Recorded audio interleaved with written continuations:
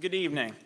Let me first thank the New York Public Library, the Schomburg's director, Khalil Muhammad, our Regent's Chancellor, Meryl Tisch, Mark Shammy, the director of the State Museum, and all of the team at the State Education Department and here at the Schomburg who worked to put together the exhibit. I want to try and take a moment tonight to both celebrate the significance of the documents upstairs and also raise an important question about where we are on our American journey.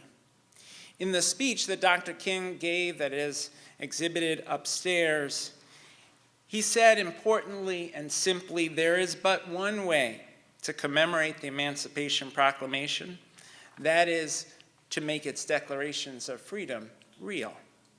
When Dr. King spoke those words, the Civil Rights Act of 1964 had not yet been passed.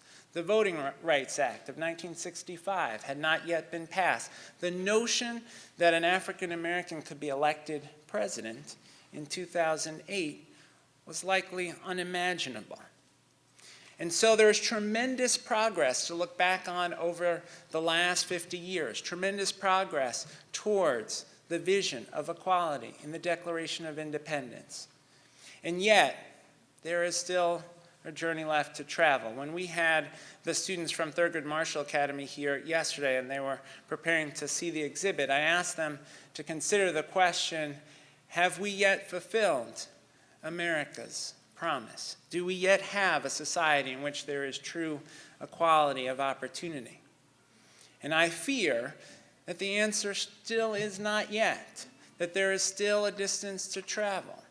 That in fact, when you look at student achievement, which I am charged with monitoring closely, when you look at student achievement across the state, we see a gap of 20 or 30 points in student performance between our African American and Latino students and their white peers. When you look at graduation rates, you see that graduation rates for white students are above 80%, but only in the 50s for African American and Latino students. And that achievement gap has real meaning in people's lives. We know that the rate of poverty for African Americans and Latinos is nearly double that for white Americans. We know that the college graduation rate, the rate of earning bachelor's degrees, is nearly double for white Americans that of African Americans, and nearly triple the rate for Latinos. We also know, most troubling, that in our prisons, over 60% of our prisoners are African American or Latino, even though African Americans and Latinos represent only about 30% of the population. The challenges remain ahead of us. President Johnson, not far distant time from when Martin Luther King spoke the words in the exhibit upstairs, President Johnson said, "Until justice is blind to color, until education is unaware of race, until opportunity is unconcerned with the color of men's skins, emancipation will be a proclamation, but not a fact." As a teacher and principal, I was driven every day by the notion that poverty and the challenges in the community should not and cannot be obstacles to students' achievement.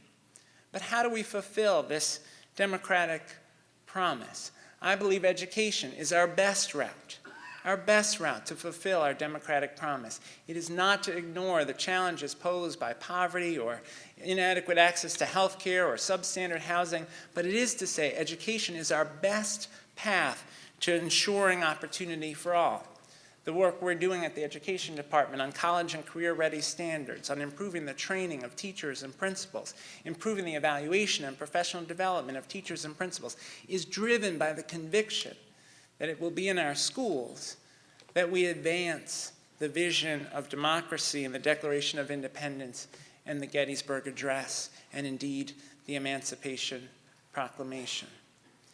It is in schools that we have the opportunity to transform students' lives, to help them to be better readers and writers and mathematicians. And I stand here with the conviction that school can be the difference because it was for me. I'm speaking tonight for the first time since I was in 6th grade in front of Mr. Osterweil, who was my teacher in 4th, 5th, 6th grade.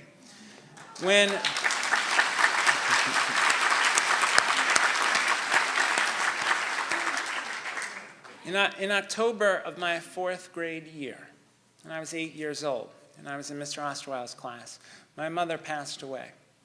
My father at the time was suffering from what was then, we didn't know it at the time, but from undiagnosed Alzheimer's disease.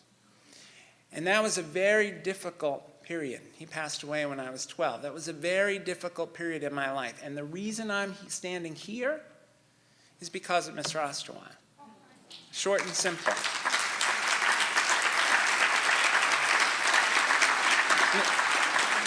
Mr. Osterweil quite literally saved my life.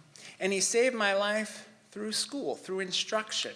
He saved my life because we read the New York Times every day in Mr. Osterweil's class, and we had to be able to summarize the articles and analyze what they meant. We had to memorize the capital and leader of every country in the world. We performed Midsummer Night's Dream and Alice in Wonderland and Through the Looking Glass. We grappled with challenging texts. When I finished a book, Mr. Osterweil was there with the next. At PS 276 in Canarsie, Brooklyn, Mr. Osterweil could have written me off. The teachers that followed him could have written me off. They could have said, well, here's an African-American and Latino young man with all these difficulties at home. How could he make it? But Mr. Osterweil didn't do that. Instead, he invested in me. And that is what we must do for our young people as a society.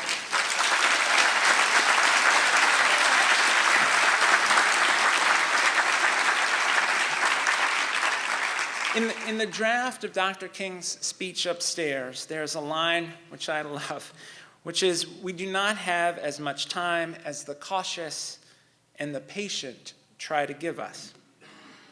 Those words are ever truer today. We have many great schools in New York, but we have no time to waste in transforming the performance of those schools that are struggling. We have no time to waste in ensuring that all of our students graduate prepared for college and career success. We don't have time to wait because the students don't have time to wait. We cannot allow adult interests and politics to get in the way of advancing students' interests and meeting students' needs. Abraham Lincoln and Dr. King understood the urgency of action. They understood that just because we can't do everything, we shouldn't do nothing. The Emancipation Proclamation didn't give African Americans equality immediately. Far from it. The Civil Rights Movement didn't suddenly put all Americans on a level playing field. And improvements to our education system won't make it so that every student has an easy path to success. But improving education can make the ladder to success a little stronger and a little taller. Dr. King was right. The cautious and the patient cannot give our children more time. He famously wrote from a Birmingham jail, "Human progress never rolls in on wheels of inevitability. It comes through the tireless efforts of men willing to be co-workers with God.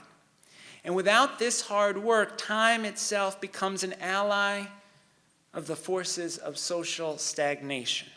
We must use time creatively in the knowledge that the time is always, always ripe to do right. Now is the time to make real the promise of democracy. Let us all pledge tonight to do whatever we can, each of us, to make real the promise of the Emancipation Proclamation. Let us pledge to do all we can to make real the promise of Dr. King's words. Let us do all we can to make real the promise of equal educational opportunity for all of our students. Our children simply cannot wait. Their time is now.